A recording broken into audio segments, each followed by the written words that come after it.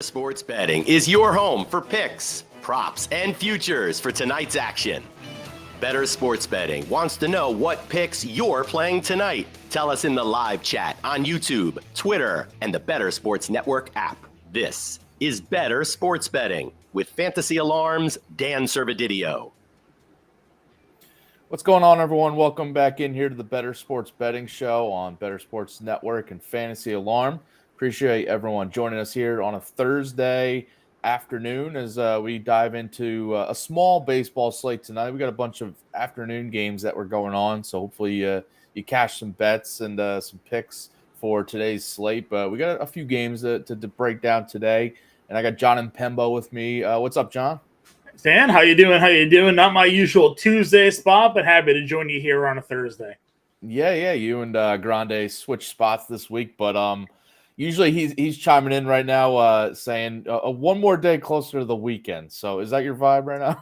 Yeah, one more day closer to the weekend, but there really is no rest here for us. It's we're heading right into the prime fantasy football season here. So it's all systems go now for the next month plus as we get ready for kickoff. Yeah, and on that note, we will have Britt Flinn on today's show to talk about some NFL picks that she has looked at. And there's an article up on the website right now that she's diving in some best bets for player totals. So we'll dive into some of her picks for that and also talk, some of the big storylines still out there, like Saquon Barkley possibly holding out, Dalvin Cook still looking for a landing spot. So we'll jump into all those picks with Britt because she's glued into the NFL side of things as we all are right now as the calendar's almost to August here. But yeah, we do have some baseball going on today. Do you have any live any bets you're tracking right now or anything that cashed or lost? I know I got a couple that lost and won, but anything you're looking at right now as games are going on? I focused mostly on DFS this afternoon. I had a contrarian stack on the Braves, which was looking dead for about 6 innings. And then all of a sudden, I have 2 home runs from Matt Olson. I have a home run, a triple, and a bunch of RBIs from Austin Riley. I played Michael Harris, who hit 9th, and he ended up having a couple of doubles and some runs scored there. Unfortunately, also spent up for Ronald Acuna, only had like 3 fantasy points here, but that lineup's tracking pretty well. We had Michael Lorenzen as the starting pitcher there, and we had Pablo Lopez. I don't know what Seattle and Minnesota is doing right now. Hopefully he's pitching well.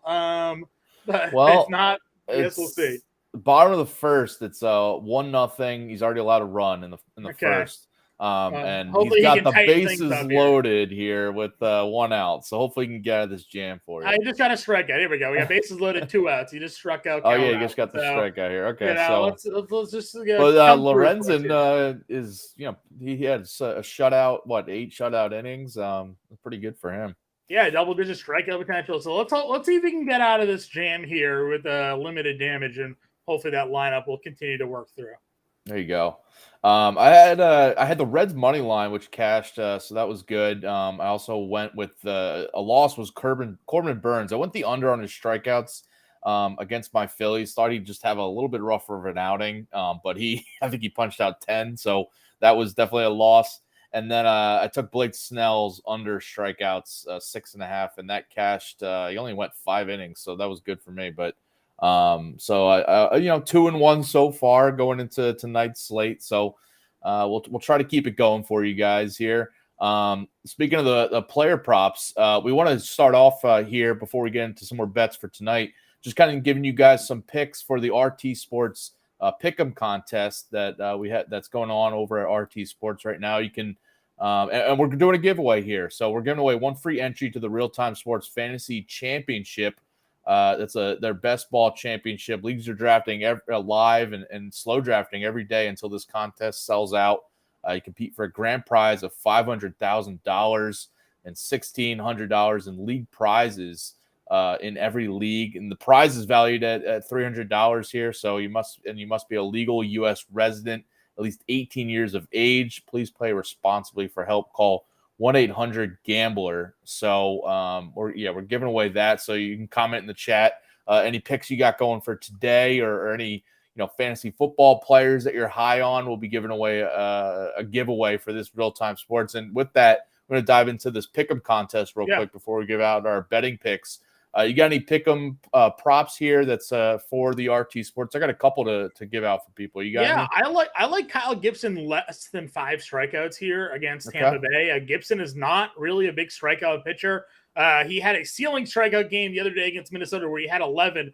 But prior to that, he had 5 or less strikeouts in 4 of the previous 5 starts and 6 of the previous 8. So again, he's not a big strikeout guy here. 5 sort of seems like what his ceiling is on most nights. And now you're going up against a really good Tampa Bay offense. I'm not sure if Gibson lasts long enough in this game to get 5 strikeouts. So give me less than 5 strikeouts here for Kyle Gibson.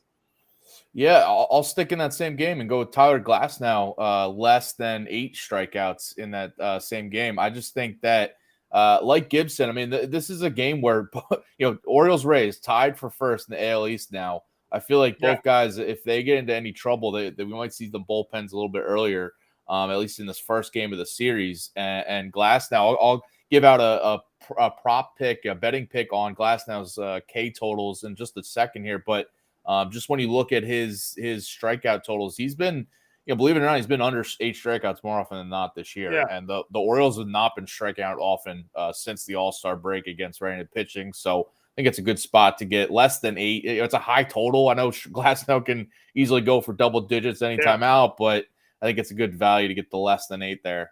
Yeah. And then my last pick, if you want to kind of get a trio of picks there, I'll go Kyle Tucker more than 8 fantasy points. The guy's been on fire since the All-Star break, just smashing left-handed pitching too this year. He's got Hogan Harris for the A's. So I think the 8 fantasy points is a little bit low for him. He could easily go over that and just 1 or 2 at-bats tonight. So I was sticking the same game for me. I like to do Dubon more than half a run scored. He leads off on that team right now. You want to talk about numbers against lefties on the year: 361 batting average, 873 OPS, 486 slugging for Mauricio Dubon here against left-handed pitching. So kind of tag teaming the 2 games here with Baltimore and Tampa, Houston, Oakland here. You like Tucker. I like Dubon. Hopefully Tucker drives them in. Get some points for both of us there. And then we both like the less than strikeout props for Gibson and Glasnow. So get a little 4-pick play over at RT Sports. You do those 4 plays here, and you can go ahead. I think it's 6X. I can kind of pull this up real quick here. Yeah, 6X. For Dubon and let's see, this and Tucker and Dubon. We got a 10X. So we can 10X our plays here tonight if you throw those in over at RT Sports. Right. You can also do the mulligan option, which gives you an opportunity to get 1 wrong. It'll pay 1.5X. If you go 4 for 4, it'll pay 5X. If you take off the mulligan, it'll pay you 10X if you get all 4 of our plays correct here tonight. So hopefully we can make some cash for those over at Real Time Fantasy Sports here tonight. Yeah, go to rtsports.com/alarm and use promo code alarm23 to get 100% deposit match up to $200, or scan that QR code right on the screen that you see here now to get into that pick'em contest in the Fantasy Football Best Ball Championship that we were mentioning. All right, let's talk about tonight's games from a betting perspective outside of that pick'em contest. What's your best bet for tonight? I like the Cubs on the money line here tonight. It's a close spread. It's only -120, but I like Stroman here. I'm not a big guy on Mats. The Cardinals are going to be selling soon. I think that they can do score enough runs to take the win here. And it's only -120 on the money line, so not too egregious. So give me the Cubs here. Yeah, I like that. Stroman at home has been a good spot to target all season. The Cardinals are a weird team. They can pop with their offense at times, but sometimes they go dormant. So, I like the Cubs there at home. That's a good bet. I'll go with we were just talking about the Astros. My best bet for tonight, I'm going with the Astros team total over 4.5 on DraftKings. It was -140. I mentioned the Hogan Harris starting for the A's here. He's got a 6.51 ERA this year, 6.86 as a starter. 4 starts in the A's rotation, and he's allowed at least 5 runs in 3 straight starts coming into the night. Allowed at least 4 runs in 4 straight starts. So I'm looking at this team total. I just think it's a little bit low for the Astros. They got really good numbers against lefties in July with a 3.57 WOBA. They're also on the better end of their season-long splits this season with better numbers against lefties than righties, at least to start this game before the A's pen gets involved. So I like this Astros team total to go over. Astros offense, by the way, since the All-Star break, they started out hot in that series against the Angels. Cooled down, ironically, again in Coors Field these past 2 games, but still averaging 7 runs per game over these past 5 games since the All-Star break. So coming out hot here. And Oakland has allowed at least 5 runs to opposing teams in 8 of their last 10 games. So yeah, they're a not lot of very numbers just pointing to the team total over here. Yeah, no, they are not a very good team. And like you said, they have Harris out there on the mound here tonight. It's unfortunate. My Red Sox, after their hot run, dropped the last 2 games against Oakland there. I know it's the end of a road trip for them, but like, what was that about? Brian Bayo all of a sudden giving up home runs. That bullpen game was a disaster for them. So, on that note, it's like, yeah, they now are on a 2-game winning streak, are the A's. I don't see them winning 3 straight. No. I mean, they did have that streak not too long ago where they won a bunch in a row, but this is not a team that strings together win streaks often. So I think the Astros can get it here, bounce back. So yeah, I like that. I'll stick with that same game because just mentioning Kyle Tucker, because another one of my betting picks, I'm going with his over 1.5 hits, runs, RBI prop on BetMGM. It was minus 150 earlier today. He's hitting 473 since the All-Star break in these past 5 games. 6 RBIs, 3 runs scored, 4 walks too. So I like that for him just to get on base. 385 batting average in the month of July now with a 1130 OPS as well. I went through Hogan Harris just struggling in last few starts. He's allowed on a lot of runs. Left-handed hitters against him are hitting 281 this season. Ironically, against the reverse splits against the lefty Harris. Yeah. And Tucker's smashing lefties. I mentioned 351 batting average, 957 OPS against left-handed pitchers. Got better numbers on the road too this season.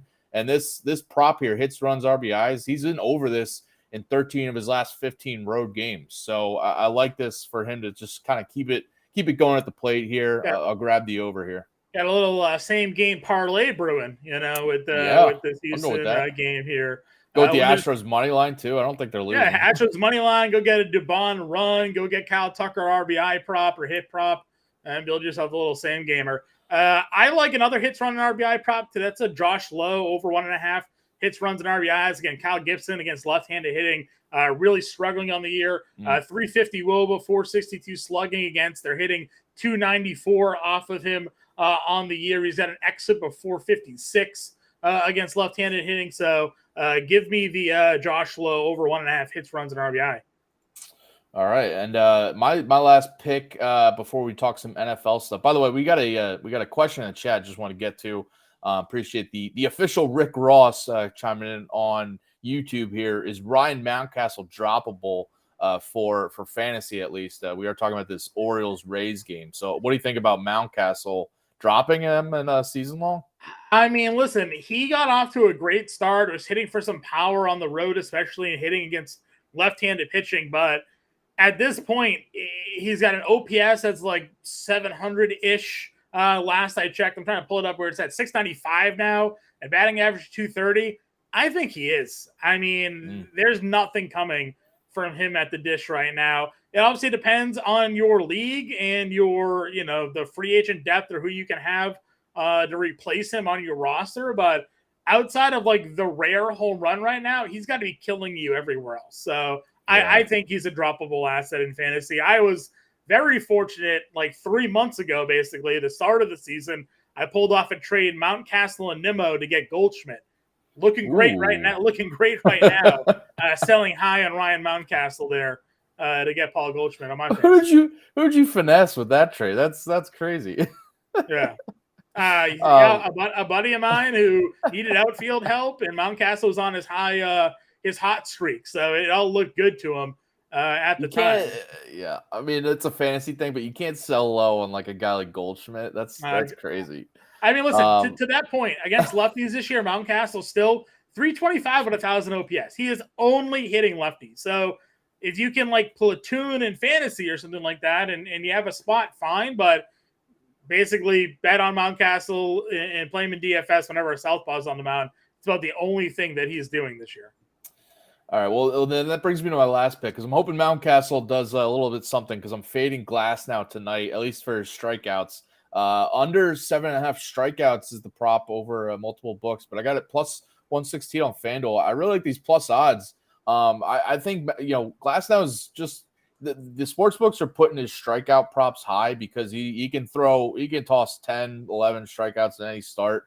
He's done it, a couple times already this season. But if you look at just kind of like this matchup, the Orioles 14% strikeout rate versus right-handed pitching since the All-Star break, of 326 WOBA too against righties in this span.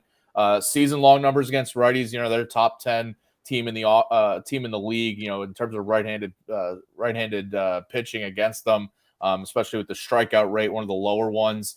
And Glasnow, the 7.5 line I mentioned is a little high.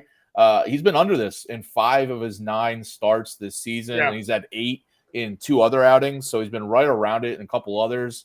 His only big strikeout performances this year have come against the Mariners and the Royals, 2 very strikeout-prone offenses against right-handed pitching. He went for double digits in both of those, but I think the 7.5 is just a little bit high. He faced Baltimore a month ago, by the way, struck out 7, allowed 6 runs in that game too. So this Orioles offense not going to shy away from this matchup, even on the road against Glasnow. And we were talking about this earlier. Gibson, Glasnow in this matchup for AL East first place. I feel like both of them could be on a shorter leash than normal if they run into any trouble, especially you get to like the 5th inning or something. Yeah. So I think the under here is a lot of value plus money on FanDuel. No, I like it. Like you said, they're kind of projecting him to have a ceiling strikeout game, right? Like 8 strikeouts. Yeah. We know it's in his bag. He's been a guy that's touched double-digit strikeouts before. But he's coming back from injury. He's taken a little bit slowly to getting his work in. He's been inefficient, so the pitch count's been getting high earlier in those games. So I'm with you there. I think going under on the Glasnow strikeouts is a safe play. All right. So. Any other picks before we talk some NFL here? No, that's it. All right. Well, let's flip gears now and bring on Britt Flinn, Fantasy Alarm, NFL expert. She's been on a bunch of shows on the Bettor Sports Network channel. If you guys have been tuning in, the Alarm Fantasy Football Show earlier today, Bettor Morning Show, every day at 8 a.m. Eastern. And she's got a bunch of articles up on Fantasy Alarm, the draft guide, and some free articles for you guys as well. What's up, Brandon? Thanks for joining us. Yeah, I'm just glad that I'm here to talk NFL and not baseball because I got burnt by the Diamondbacks and the Braves in the 8th inning. Ooh. I took the Diamondbacks at plus 164 and everything was going so great until the 8th inning. So I'm glad to be here to talk about NFL. let's just forget about that game. It's already in the past. Well, we wanted to bring you on because you got an awesome article up on Fantasy Alarm right now. It's by the way, follow Britt at Britt_Flinn if you haven't already on Twitter. But your article right now going through some of the player props and the player totals that you want to look at for this season upcoming. I want to first actually just touch on the Saquon Barkley and situation before we get to some of those. But the Saquon situation right now, I mean. Do you think he's going to hold out for the whole season? Do you think he holds out for a couple games? Do you think he is there week 1? When you're looking at betting on any Saquon props or any, the Giants win total right now, it's 7.5. Where are you kind of approaching this Giants season from the betting perspective with this whole Saquon situation? Yeah, it's really funny because when the props were initially released, the Giants had an 8.5 win total. Now it's gone down to 7.5, and the odds for the under are actually negative. So I think that people are very concerned about the fact that Saquon holds out, and his interviews over the past few days have not really made it better. Saying that he can say F you to the team and F the teammates and show you how valuable he is, which he has a valid point. He is the Giants' entire offense. But that said, I don't think that he necessarily holds out because there is so much money involved. And when you've been injured as much as he has over the course of his career, I don't necessarily know if any other team's going to pick him up. We've seen, to this point, Dalvin Cook is still out there. Ezekiel Elliott, Leonard Fournette. There are so many good running backs who are still just floating in the free agent pool. And I don't know if holding out would get him anything more than what the Giants are currently offering. It really sucks and it's unfair and something needs to be done about it, either restructuring how rookie running backs are paid or I don't know, maybe making the term of their rookie contract shorter. But at this point in time, it is the way it is. And I think it would be in his best interest to show up and play. I mean, listen, I agree with you. I am not necessarily.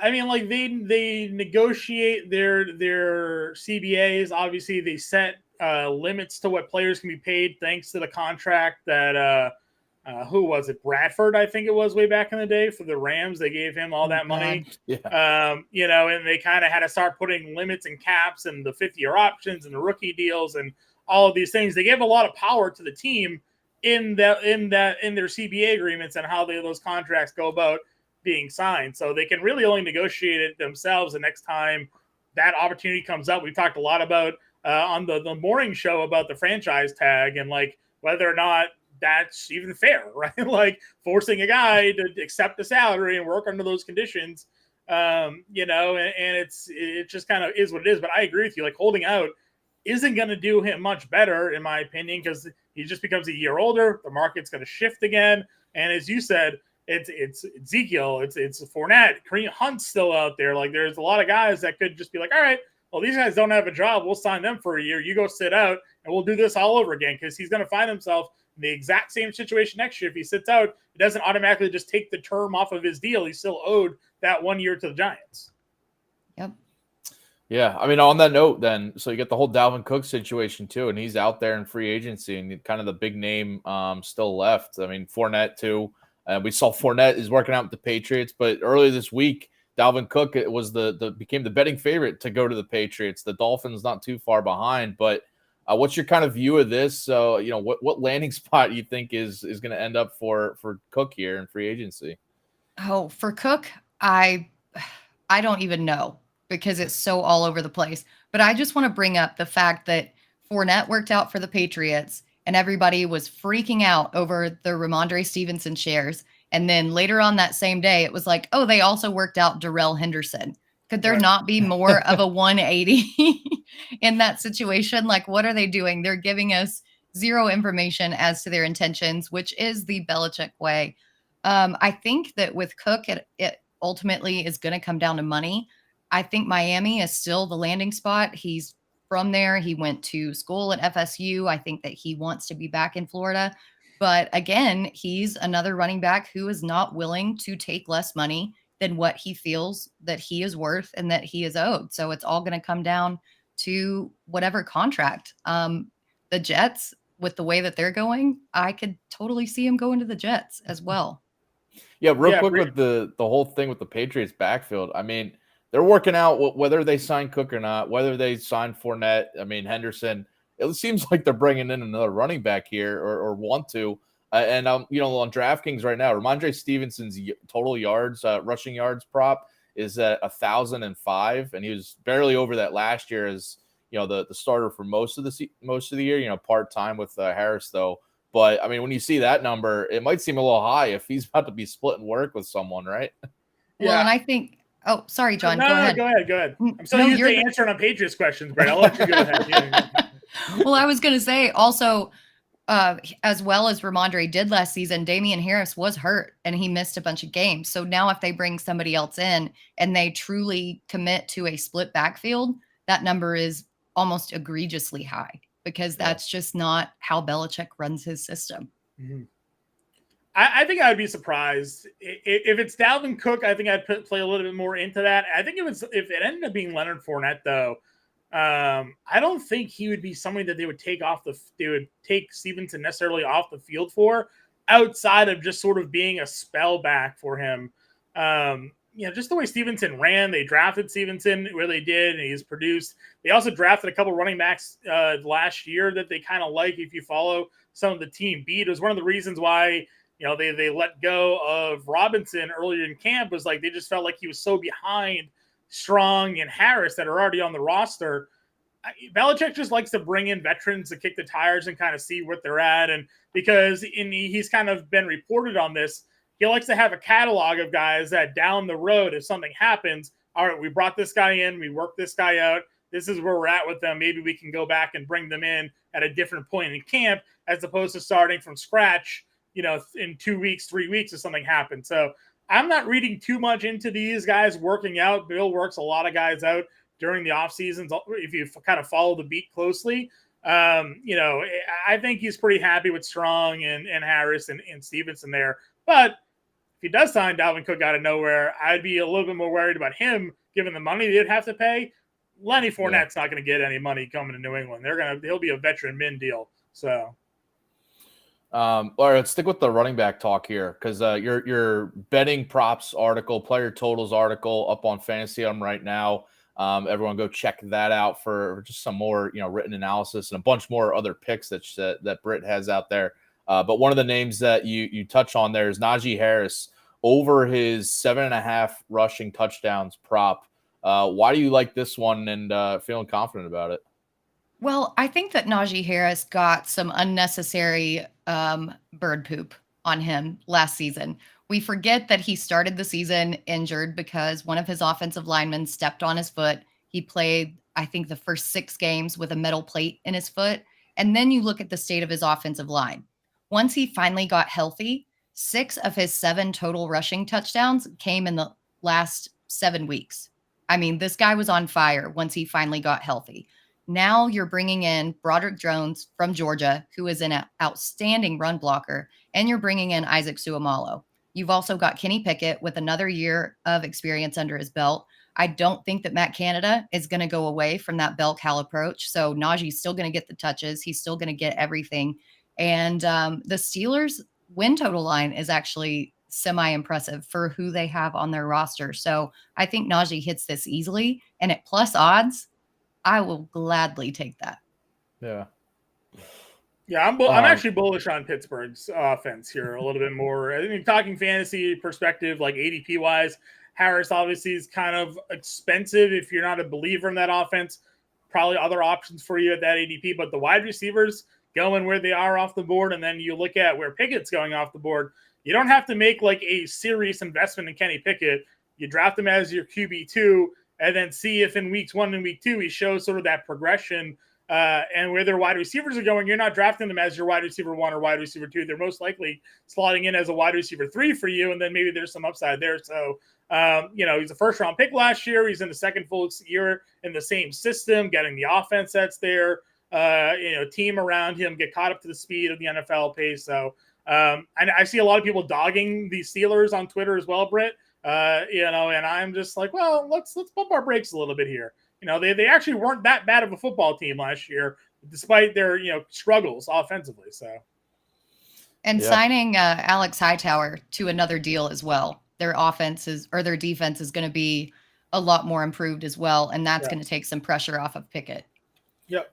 Britt, I like how you bring up the offensive line additions of Seumalo and Broderick Jones, because people don't really pay attention to these things like in the offseason of just a little draft pick or free agent signing affecting like these props, just maybe seeing some value like you did with Najee Harris here. So yeah, I like that one. Another one you do like the over on is David Montgomery's rushing touchdown prop at 5.5 with the Lions now this year. A lot of changeover in that backfield from last year. Why you like the over on the rushing touchdowns? Yeah, well, first off, the offensive linemen, I worked with a ton of them when they were actually in school at Arkansas. They were bouncers, so I know the importance on and off the field of these O-linemen. Secondly, 2 of those are actually on the Lions offensive line right now. So okay.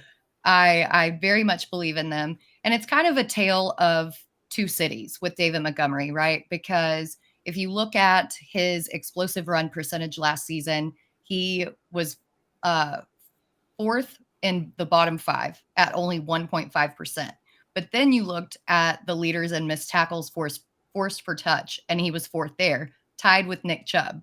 So I think that if he's utilized in that Jamal Williams role and they let Jahmyr Gibbs, who we all know is an explosive runner, take on those carries and then just let David Montgomery handle all the goal line work, the red zone work, he's going to have a role. They also paid him $18 million. And we were just talking about how running backs don't get paid, but he got paid on a 3-year, $18 million deal. Yeah. They've got a plan for him. They believe in him, and he is going to work into that offense. I think -5.5 is criminally low for him. and he's never scored lower than that in his career.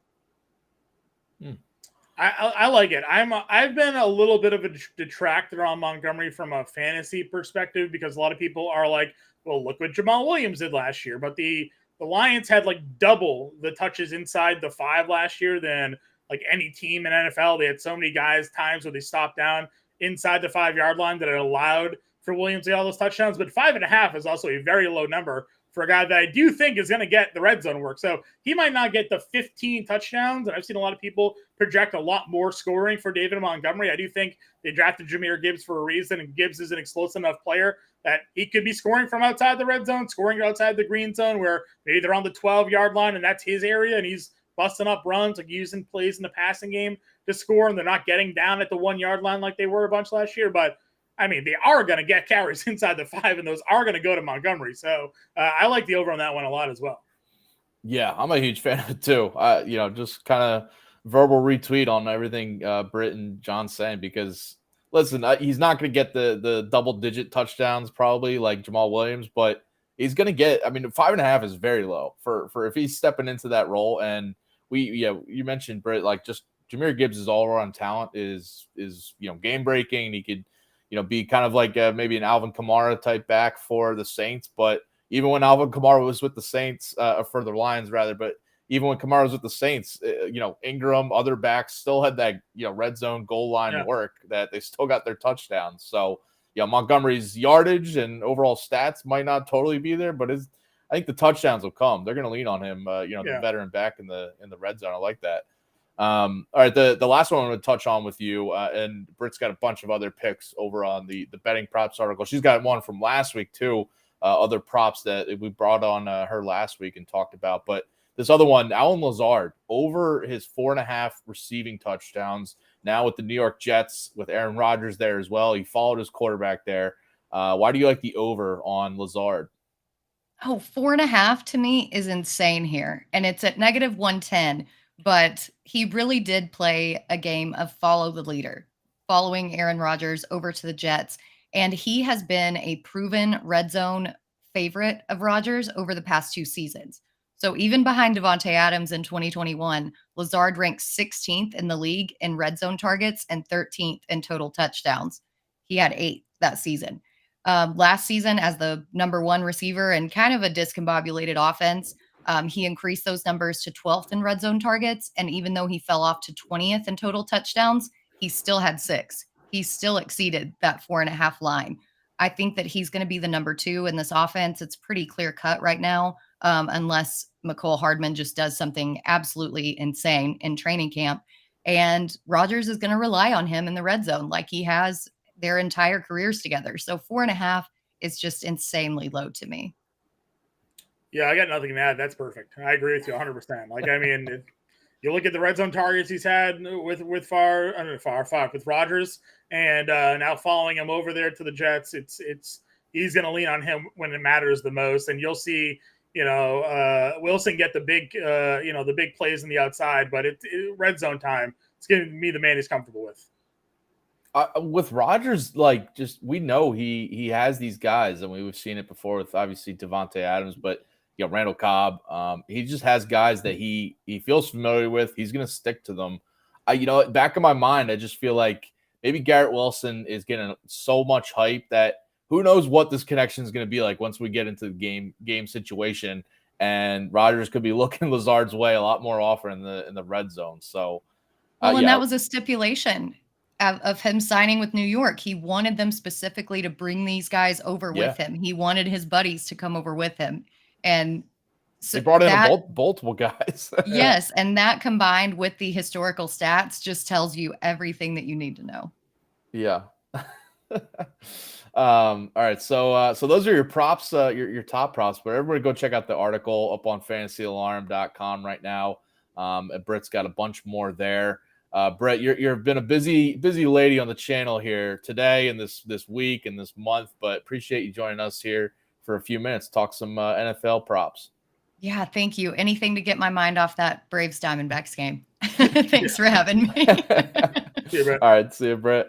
And if you haven't already, go check out the Fantasy Alarm Fantasy Football Draft Guide that's available right now online over at fantasyalarm.com. If you have the All-Pro subscription, you can get the draft guide for free, but it's also only $26.99 if you want to purchase it there. But the All-Pro subscription gets you that draft guide for free. You can start your 7-day free trial for the Fantasy Alarm All-Pro and get access to the draft guide, the DFS playbooks that you would have been cashing already, like John here on the MLB slate today, or we got the Open Championship DFS playbook that's been up and started up today. UFC this weekend, everything up on the UFC site. playbook's already out for the weekend, so you can go check that out right now. Yeah. Mike, I known is on top of things for the UFC slate. We had a Women's World Cup playbook out for this morning. So if you're trying Steve to wake up early, going to be doing content all throughout the World Cup for us here. So. Yeah. We had Steve on yesterday. He was giving out some betting picks for the World Cup, nice. Which is awesome. But yeah, he's gonna be glued into the World Cup, the WNBA too. He's gonna be back on that as well. So yeah, awesome stuff. So go get the Alarm All-Pro subscription. You get the draft guide for free as well. All right, let's wrap things up here. We only got a few games tonight, but we still got to give out some home run picks for the people. So let's get to our daily dingers for tonight. It is out of here. Now that's a dinger. All right, who you got going deep tonight, John? Yeah, I'm going a little bit of long shot odds here, but Cody Bellinger plus 650 here tonight over on DraftKings Sportsbook. I know he's got a lefty on the mound in Matt that he's going up against, but Bellinger this year, another lefty that just mashing lefties on the year, 346 batting average, 642 slugging, but 1,000 OPS against southpaws this year. He's been hot, looking much like the guy that won the MVP a few years ago right now, and I'm going to keep riding him out here. So give me Bellinger over the half a home run tonight. I like that. Yeah, Bellinger's looking to get traded possibly to a contender right now. So yeah. he's trying to swing that hot bat. Remember me? Well, let me go pick cleanup for you guys somewhere. Yeah, right. All right, my pick is Chas McCormick. He's been scorching hot since the All-Star break with a 5.55 average in these past 5 games, 4 homers since the All-Star break too in the last 5 games. But his hot streak goes back to before the break too. 392 batting average over the past 15 and 8 homers over his last 30 games. Might be an easy pick just because he's been so hot with the home runs lately, but you're getting pretty good odds, plus 475 on DraftKings. And he's got Hogan Harris here, as I mentioned, the lefty, who he allows a higher batting average to lefty hitters, but more power to right-handers. So I think McCormick can take him deep tonight. I'm going with the Astros team total, going with Kyle Tucker's props, Chas McCormick props. I'm just hoping the Astros come through for me tonight. Yeah, listen, I'm like I said, go make your same game parlay here, Servo. Dubon, McCormick, Tucker. Yeah, get the McCormick home run in there with the Tucker RBI prop, Dubon probably a hit prop, and then the money line. Do a race to 1 run, for the Astros there as well, and just get the same game parlay going. And hopefully it's just over by the second inning. And yeah. Get it all the first inning, right? The first inning. Yeah, the first Tucker inning. hits a 3-run home run, cashes it all for everybody, and then McCormick follows it up, I'll take it. Yeah. All right. Stay tuned, by the way, in less than 30 minutes here, about 20 minutes from now, we'll have the Quick Pitch MLB DFS live show with Jon Impemba pulling double duty today. No show today. We no show today. Okay. We were live this morning because we had day baseball. So we were live at 9 a.m. this morning. Okay. I'm not sure what's coming on after us, but I'm sure there'll be some fine programming scheduled for after the show here today. But we'll be back live tomorrow at 5:00 Eastern. So I know you'll be. Yeah, I know you'll be back tomorrow because there's a full slate of games. Full slate of games. I'll be on the playbook tomorrow as well. We'll have the podcast out in the morning. We won't be live tomorrow morning, but we'll be live tomorrow night. But yeah, anytime there's like a small little slate in the evening and on a larger afternoon slate, we're going to start going live in the morning. So gotcha. There it is. There's the show run right there. Alarm 6 Fantasy p.m. Football. Eastern. Yeah, Alarm Fantasy Football. High Stakes Fantasy Football show at 7 p.m. Eastern, then 9 p.m. Eastern, the Dynasty Nerds show. So stay tuned for all that tonight on Bettor Sports Network. We'll be back tomorrow at 4:00 Eastern here for the Bettor Sports Betting show with Howard Bender back to talk about that full baseball slate. And John will be on that DFS show tomorrow too at 5:00 Eastern. So appreciate everyone joining here tonight. John, good luck with your picks tonight. Hopefully Thanks. my Astros come through tonight. I'm plugging the same game parlay, and I'm playing it. So let's go make some money tonight. Let's do it. All right, everyone. Good luck with your bets, and we'll see you tomorrow. See ya. Bettor Sports Betting on the Bettor Sports